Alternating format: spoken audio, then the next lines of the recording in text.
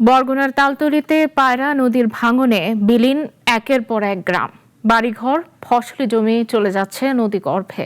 ভাঙন ঝুঁকিতে 15টি গ্রামের বাসিন্দারা দিন পার করছেন আতঙ্কে। স্থানীয়দের অভিযোগ, প্রতি বছর ক্ষতি হলেও নেই স্থায়ী সমাধান।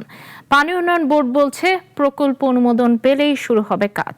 বরগুনা প্রতিনিধি সোহাগ হাফিজার তথ্যচিত্রে ডেস্ক রিপোর্ট। বর্ষায় ভয়াল রূপ নিয়েছে উপকূলের পায়রা নদী। প্রতিদিনই তীব্র ভাঙনে ধসে পড়ছে নদী পাড়, ক্ষতিগ্রস্ত হচ্ছে বেড়িবাঁধ। বরগুনার তালতলী উপজেলার নিশানবাড়িয়া ইউনিয়নের তেঁতুলবাড়িয়া, বড় অঙ্কুজান, নলবুনিয়া, আগাপাড়া সহ অন্তত 15টি গ্রাম এখন নদী ভাঙনের সরাসরি হুমকিতে।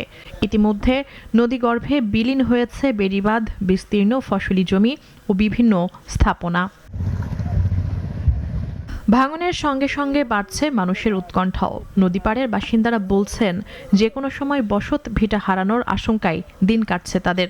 সবাই আতঙ্কিত থাকে যে বৈশাখে যদি কোনো ঝড় আসে কিংবা কালবৈশাখী ঝড় আসলো, যে 2007 সালে বন্যার মতো মনে হয় 15 নভেম্বরের মতো আবার ভাসিয়ে নিয়ে যাবে। এই ভাঙতে ভাঙতে তেঁতুলবাড়িয়া এলাকাটা এখন নাই। এখন আমাদের দাবি হইলে একটাই, শুধু যে আমরা একটা স্থায়ী বেড়িবাঁধ চাই। স্থানীয়দের অভিযোগ, প্রতি বছরই জোড়াতালি দিয়ে বেড়িবাঁধ মেরামত করা হলেও স্থায়ী কোনো উদ্যোগ নেওয়া হয় না, যার ফলে বর্ষা এলেই নতুন করে শুরু হয় ভাঙন।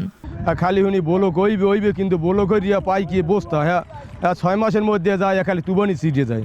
সরকারি কর্মকর্তারা এরা যে সামনের বছর কি খাইবে এই দিয়ে জোগাড় করে আগে এরা রাখতে লয়, কারণ নাইলে খাওয়ান বন্ধ হয়ে যাইবে। পানি উন্নয়ন বোর্ড জানিয়েছে, পরিস্থিতি মোকাবেলায় জরুরি ভিত্তিতে রিং বাঁধ নির্মাণের পদক্ষেপ নেওয়া হচ্ছে। পাশাপাশি স্থায়ী বেড়িবাঁধ করতে একটি প্রকল্প মন্ত্রণালয়েও পাঠানো হয়েছে। তো এই জায়গাগুলোতে আসলে স্থায়ী প্রতিরক্ষা কাজ প্রয়োজন। তার লক্ষ্যে আমরা ইতিমধ্যে একটা প্রি-ডিপিপি দাখিল করেছি, যেটা আমাদের মন্ত্রণালয় হয়ে আমাদের যে পরিকল্পনা কমিশন হয়ে ইআরডিতে আছে। বর্ষা মৌসুমের ভাঙনে আরও বড় ক্ষয়ক্ষতির হাত থেকে বাঁচাতে দ্রুত কার্যকর ব্যবস্থা নেওয়ার দাবি পায়রাপাড়ের বাসিন্দাদের। মুনিয়া জুথি, নাগরিক, ঢাকা।